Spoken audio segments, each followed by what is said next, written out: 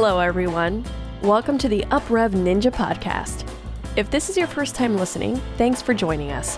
This show is produced each week with the single intent of discovering the tips, tricks, hacks, and lessons learned from our guests that has catapulted them into living the best version of themselves. Join your host, Tom Hudson, as he continues his search for the best methods to UpRev his life.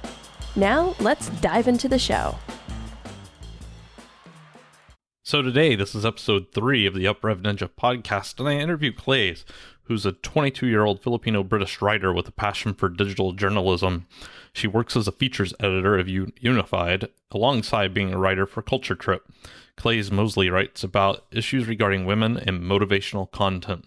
Welcome to the show, Classe. Hi, Classe. Welcome to the UpRev Ninja podcast. I've already read your bio to the audience. However, I'd love to hear from you, for you to share a bit about yourself to us. My name is Classe and I live in England. I'm currently a student journalist. I'm 22 years old. I am my first year of university, so I would be considered a mature student. How would I describe myself? Well, I've been through some ups and downs when it comes to finding what I want to do as an adult, to be an adult. And it's taken me, about 4 years to finally settle down and be like, okay, this is what I want to do. This is my passion. And I'm just now in the journey pursuing it. That's awesome. Tell me about that story. I mean, I'm 40. I don't know what I want to be when I grow up. So, tell us about that story. Okay, so let's rewind back. So, growing up, I have Filipino parents. I don't know if you know any Filipino parents, but they have very high expectations of their kids. You're either going to be a doctor or a lawyer or just anybody in the medical profession. Anything else is just like, nah, it doesn't, it's nothing. So sounds difficult.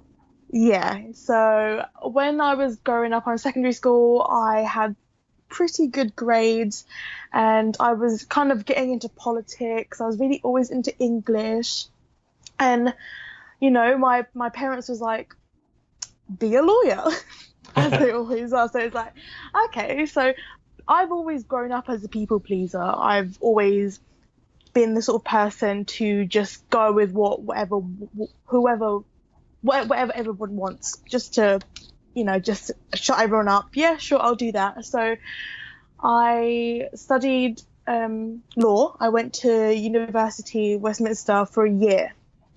And yeah, I did law there for a year. And that was when I kind of started questioning everything. I fell into deep depression while I was at university. And it was those moments where I'd be in a lecture and I'd question why I was there.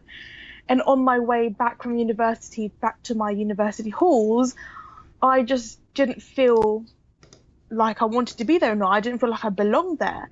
But I had those feelings from the moment I went to my first lecture, because I didn't have that, I know it sounds really corny, but that spark, that, oh yeah, no, I'm really excited. I just didn't have that. Right. But everybody around me, the whole Filipino community that I was surrounded by, was asking me, how's university? And I couldn't come back to them and say, no, I'm not really enjoying it. I couldn't bring myself to do that.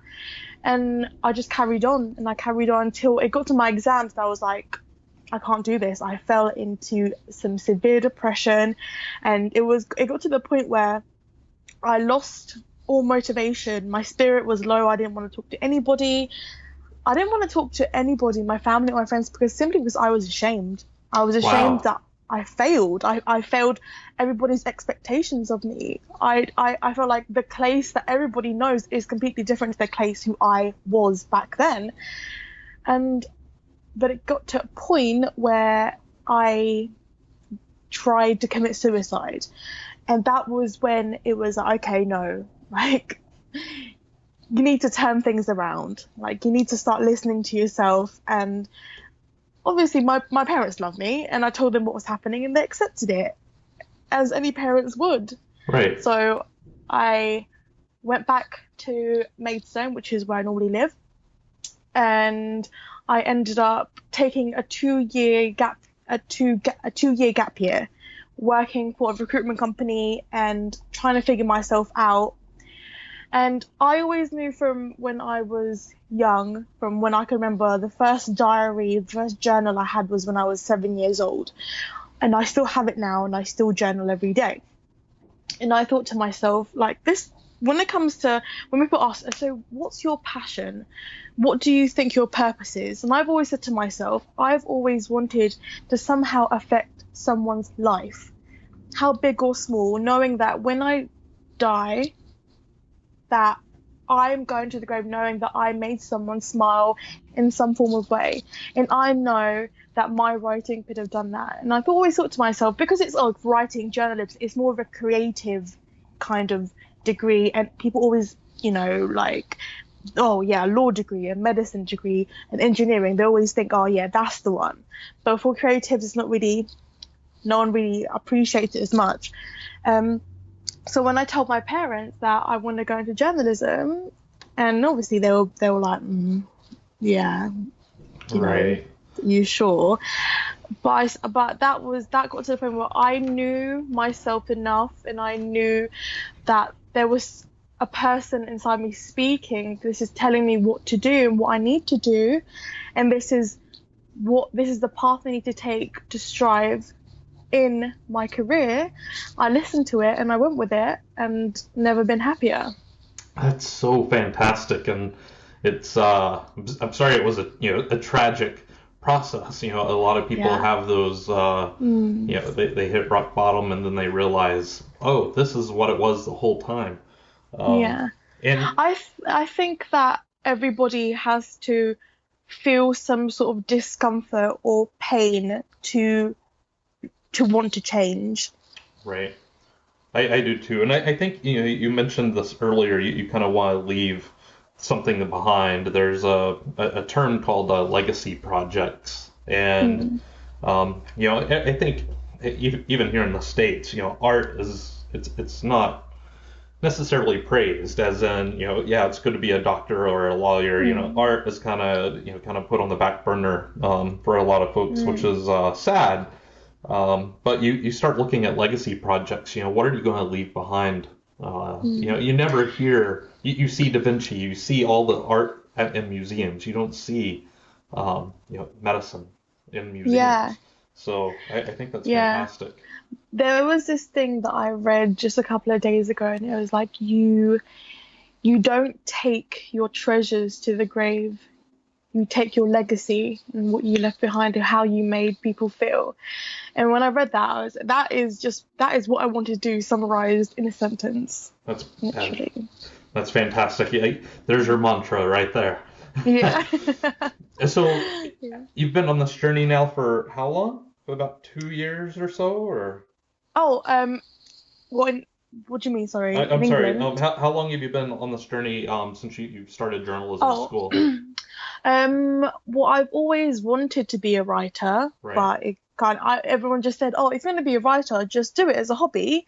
Pursue a career in law, then be a lawyer who writes on the side.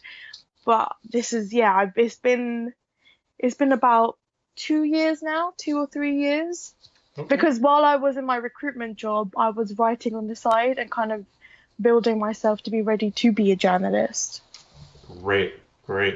So looking back, and I kind of make some assumptions here, but obviously I want to hear your side. Looking back at this transition, you're going to school, and then it's not speaking to you, and then you go through all this turmoil. What do you think held you back from becoming what you wanted? What held me back was living in other people's expectation of me. It was always putting them before me, and always trying to think, what can I do more for people to think of me higher? Because I was clearly insecure. If that was what I thought of myself, I clearly didn't value my own opinion or my own my own views of anything. I always valued my parents, my friends, peers, whoever. It was definitely always thinking of what can I do to please other people? That was definitely what held me back. Right. So since that shift, the new you that you are now, and you're, more considerate about yourself, and like you mentioned, self-esteem is, just a bedrock of that. How's that shifted with your relationship with your parents and your friends and work and just life in general? Definitely, I'll be 100% honest here. Like, they were very, very happy while I was in law school, but now they don't seem that interested anymore when it comes to my education, which I understand. Like, I'm 22, I'm old enough to not need parental guidance when it comes to education, and I get that. Like, they don't really ask as much, but I get it. To me, it's in my hands now what I do, and they'll see the results afterwards. Great. I think that's a fantastic attitude to have. How has it impacted your relationships outside of your family, just personal relationships, friends? It's interesting because my friends have always been the ones to support whatever I do, which I understand, because obviously with your parents, they want the best for you. Right. They want the best of the best, but with your friends, they just want to see you happy, which I understand. So my friends have always been supportive, but I've definitely lost friendships over I've lost friendships over failure, because some of my friends before were very ambitious, very high achievers, and when they did see me falter, they were like, she's going through something, and we don't really want to be involved with it, which is, I think, it's a great thing that happened because it filtered out who my real friends were and who weren't. Absolutely. That's you. I completely agree. I mean, the people that stick with you through, all of that's really how you can find out who your true friends are. So exactly. Wow. So I personally love journaling, and this kind of gets into my next question. Do you have a tip, trick, or a hack that you just swear by? That when you were going through this transition, was there something that you just kind of relied on to help you kind of get through this and build that confidence and self-esteem? Definitely. I remember buying a calendar. It was a big calendar, and every single night I would rate my what's it called? I would rate my emotional, so how happy I was, out of 1 to 10. So on a Monday it would be a 3, Tuesday it would be a 2, Friday it could be a 1. But in my journal every day I would write, so why was this day a 3? Why was this day a 1? And the reasons why you think it would be, and how you could fix it. And I started looking at what I was writing and seeing, okay, so on the Monday, I felt really horrible about my body. On Tuesday, I felt like I was alone. So I was looking at certain things that I wasn't happy in. And by day, I try to fix it as much as I can.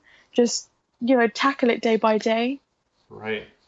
Wow, that's really powerful. I think it's fantastic. I mean, just, you did self-reflection, you were introspective and honest with yourself, and you took action. I mean, those are all things my audience actually will just love to do. And it's great hearing that process that you went through. Thank you for sharing that.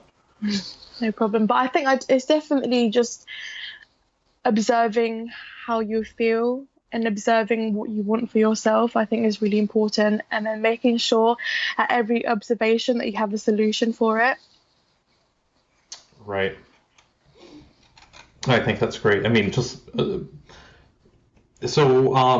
about you're in journalism. I can make another assumption here that you enjoy reading. Is there a book that you covet and you swear by, that you would love? I don't care if it's Harry Potter or anything. Is there a book that you just would recommend? Or honestly, I don't. I don't have one book that I'm like, yeah, no, this is my holy Bible. I don't have that. For me, I dip into a lot of different things, and I take every book that I've read I mainly read more motivational self-help books or like success books. I take different things out of the different books. So I would say if I could take my favorite part from the different books and compile it onto one book, that would be my Holy Bible. And that's what this podcast is. Yeah. If you were to look at my Yes. bookshelf, that's you just summed up what my bookshelf Brilliant. looks like. So, If you absolutely. ever do compile that, I'll definitely be the first one to buy it. Okay, I'll remember that. Okay, so maybe not books. What about experiences? I mean, I can't imagine. I mean, living in the U.S., for the most part, I've always lived in the U.S. I've lived in different states. I've lived on West and East Coast, but I got to imagine the culture from the Philippines to the U.K. is quite different. Very. And that had to be pretty transformative for you to go through that. Definitely. No, definitely. I moved here when I was 8 years old. Luckily enough, I did go to an English school back in the Philippines, so language wasn't that much of a problem, but it was definitely in the Philippines, you get accepted for who you are, whatever it is. But I found that when I was in England, you had to fit in or you'd be lonely. And I think that's where my people pleaser personality came from. That I was one of those people who would do anything just to fit in, Right. to the point where I was in secondary school and yeah, I was one of the popular kids, but I wasn't who I was. I was living out of character. And, do you think that's common or getting more common? I mean, with everything today, social media. I know you said, you're into digital journalism. Do you think that's becoming a new way, lifestyle? Definitely. Like, because on social media, everyone's on social media, especially younger people. It's highly accessible. You just go and everybody has an iPhone now. Right. I've seen 11-year-olds walking around with an iPhone with better makeup, better everything better. Just they're the sort of people you see on Instagram, and they idolize people who are on Instagram. Those girls who have plus 1,000 followers, Right. They are the idols, and it's easy to get sucked into that because that's society's standard as a beauty now. Right. Personally speaking, from a woman, I have girls who are under 15 and who do look like these Instagram models, and I ask them like, where did you learn that? And it's like, oh, YouTube, oh, Instagram, Right. oh, Twitter, and then they just think that because I definitely relate to them because I was that girl, but it was a different context for me. When I was back in secondary school, you just had to, wear the right bag or this, but now you have to look a certain way. It's the hair, it's the body shape, it's complete. There's 13-year-olds, I'm sure you've heard this, 13-year-olds looking like 30-year-olds. Right. And that's because that is the standards that social media has set for the beauty. Yeah, this is how everyone should look like, and it is definitely being affected. Like even Filipinos, not just Western countries. Yeah. Even Philippines is getting influenced by it, and I think it is a dangerous thing. But that's another topic, isn't it? It is, yeah. But that is a really big topic. It really is, and it's interesting. I'm in technology myself, and I've got I have a family, so it's something that I see. I see it just in culture. And speaking of reading articles, I want to say within the last 2 weeks, I read an article recently about. I should see if I can find this, and I'll put it in the show notes. But it was an actress who stated she gets paid more for her sponsorship ads on Instagram than she does in movies or TV shows. And I had never really thought about that. And I know there's ads on there and stuff like that, but I was like, wow, she went to school or whatever to be an actress, but yet now she has more income off of her Instagram audience. That's such a shift. And the way Yeah, that's the thing. So there's women here who have to look a certain way. They have to fit in, and then they can get loads of money. See, it's a way of like they're selling a part of themselves, right. but in a very, how do I put this? In a very visual way. So you have to conform to that, and then you'll get a prize of money. So I understand there's so many girls, like the person that you said, actresses. There's so many Instagram models Right. who are literally spending their day trying to look that type of way and get those followers and then get that sponsorship, and they live off that. It's the same with YouTube bloggers. Right. They work really, really, really hard. I know that they're basically freelancers, but you do have to conform to a typical Instagram model look to get that kind of sponsorship. Yeah. Well, like you said, we could probably talk about that all day. So, what about just I started this tangent. I started it with you're moving from the Philippines to the UK, but in your life, is there some experience that you've had that kind of pushed you outside your comfort zone that you would definitely recommend to people? Push me out of my comfort zone. Well, the main thing that I would say was the most uncomfortable thing was actually stop caring about what other people think. I know that's such a generic thing, but that was the shift to me. That was when I told myself that this is enough and I'm living for me now. I'm going to listen to myself. And even if it isn't what people expect of me, it isn't the typical journey of a Filipino girl trying to please her parents. If this is the most uncomfortable thing I've done was going against the grain and going against what people thought of me, definitely, and killing that fear. I was so scared of failure, and when I realized that it was actually failure, the fear of failure that was killing my dreams, right, more than anything, and realizing that. And was like, you know what? I'm never ever gonna grow if I don't step out of my comfort zone. If you're constantly in your comfort zone, then where else are you gonna go? You're just gonna stay the same person. right. You're never gonna learn anything. But if you step out, even if it is uncomfortable, you learn new things. You learn things from other people. You learn things and new experiences. Like what they say, like. The best teacher of life is experience. And right. If I never experience anything, then how am I going to grow as a person? And how am I going to get to the place that I want to go to? I couldn't agree more. I mentioned this in the email I sent you with some of the questions we would be going over. I mentioned I'm a huge fan of vulnerability, and back in it was about 3 years ago, I read Daring Greatly by Brene Brown, and it was the most pivotal book I read that year, and honestly probably in my adult life. I'm not going to say it's probably the one book I would recommend, the question I asked you earlier, but you just summed up that book basically, in my opinion. Like you have to get out of your comfort zone, going against the grain. And I think when people hear not caring what others think, they kind of cringe.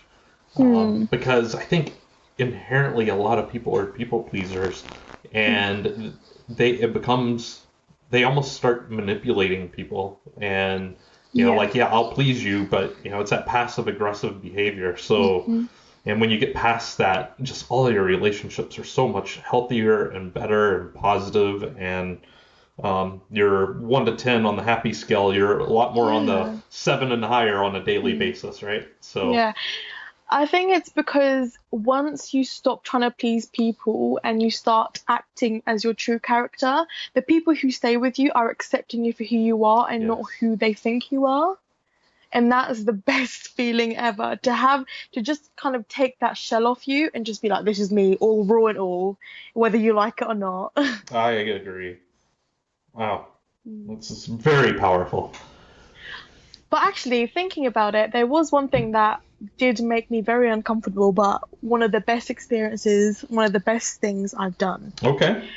And that was when I turned 20, I went on a solo traveling trip for 2 months. And I literally planned it 2 weeks before. Wow. Okay. Yeah.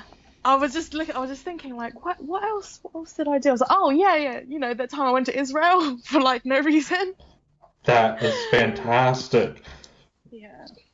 Wow. So basically, this was when I went back home after uni, and I was feeling very, very, very down, and all I knew that I had to take myself out of my environment that felt so claustrophobic, and I knew that I had to find adventure and I had to find myself, and I needed to step out everybody, to just step out of the whole world of where I grew up in, because I've never left where I grew up in. So I needed to step out, meet new people, experience the different culture, but not to travel with anyone, because that, to me, I realized that if I traveled with someone, that they would have been my comfort blanket. Mm-hmm. Yeah. And I would have just lent on them. If I was sad, I would just lent on them. If I didn't have anyone to talk to, I went to them. But because I was always on my own, I was literally forced to speak to other people and forced to do things that I wasn't comfortable with. And I learned so much about myself on that trip, that things that I didn't know about me, I learned on that trip. And that's definitely one of the most life-changing experiences ever. That's great. I mean, I can say the same for me about traveling. I've learned so much about that. And that said, I know, well, I can't travel 12 months out of the year. I assume that you can't. But is there something that you do on a daily basis, or, I shouldn't say daily, but a frequent basis, that you're always trying to improve? Almost kind of like what you said earlier around rating your happy from 1 to 10, and then, observing why. Is there anything like that you do that? Yeah, there is. Actually, there's, well, during the day, I set myself different tasks, and sometimes you just can't be motivated to do those tasks. Yeah, I agree. Sometimes you'd rather just sit in bed and watch endless YouTube, Yes. anything. And there's this thing I do, I just say that I try and listen, I try and control my mind. So motivation, is great, but sometimes it just doesn't come. Like, motivation is just, sometimes it's there, sometimes it's not. And I try and think to myself, it's okay. So when I catch myself kind of being lazy, I tell myself, is this the action of the person that you want to be? So say I was supposed to write an article at 5 p.m, but then instead I caught myself going downstairs making milkshake. And then when I catch myself making a milkshake, I'm thinking, wait, the Classe that I'm trying to be, would she be doing this right now, or would she be upstairs writing the article? And then when you think, actually, I should start acting more of the person who I want to be, start actually manifesting that person already, rather than thinking, oh no, she's gonna come when this happens, when that happens. People always think like, oh, the person I want to be, she's gonna come. Like, this is gonna happen in a couple of years' time. But I think the secret is acting like that person now. Yeah. And when I catch myself kind of falling and not being motivated, I just ask myself that question: is this the place that you want to be? And then I just go run upstairs to my computer and start writing. That is great. I think that's fantastic. That's brilliant. So okay, kind of wrapping up then. Do you have a part of wisdom that you would like to share? Parting guidance for the audience? I think for anybody who wants to be the best version of themselves is to find themselves first. I think it's really easy to look at other people who are really successful and be like, yes, that's me, that's who I want to be. But in essence, their character, it just doesn't align with them. And it's a thing where you're trying to make yourself be somebody who you really aren't, and then you end up working your arse off to be somebody who actually, well, aren't really that happy. And I know it's really cliche, combine your passion with hard work.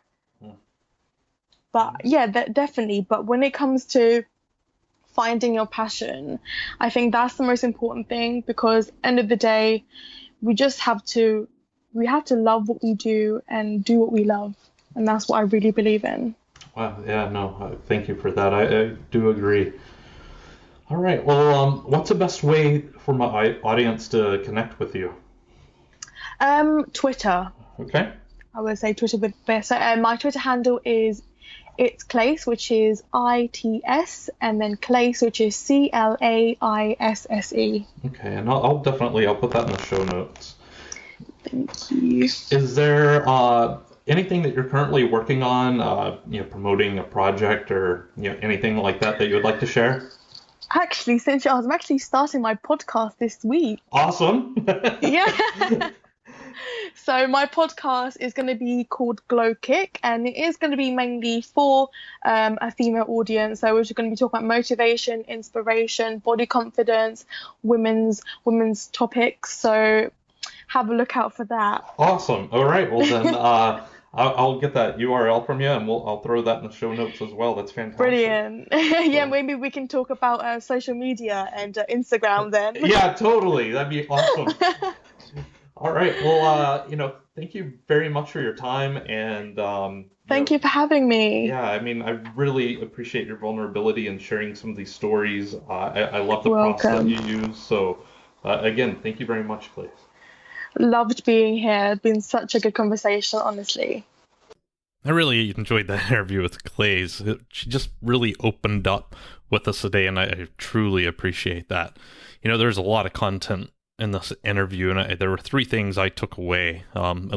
Pretty meaty subjects here, but the first was just how she has this happy calendar, and she journals about her happiness every day, what went well, what didn't go well, and ways that she can improve that. The second piece is just her whole experience about how she lost friendships over failure. It really, as we discussed in the interview, shows you who your friends are. And then the last thing I took away that I thought was pretty significant was just, her journey of learning to love herself and live for herself versus living for other people. I think that's, pretty pivotal and, a key realization to have. So what were your key takeaways? I'm looking forward to hearing what you took away from the show the most. Thanks for listening to the UpRev Ninja podcast with your host, Tom Hudson. Navigate to our website at uprev.ninja today, where you will find additional resources to help you discover the best version of you. While you're there, join our newsletter and join the discussion on your favorite social media platforms. We've got some awesome guests lined up to share with us how they are becoming the best versions of themselves. Again, thank you for listening. Now it's time to go out and uprev your life.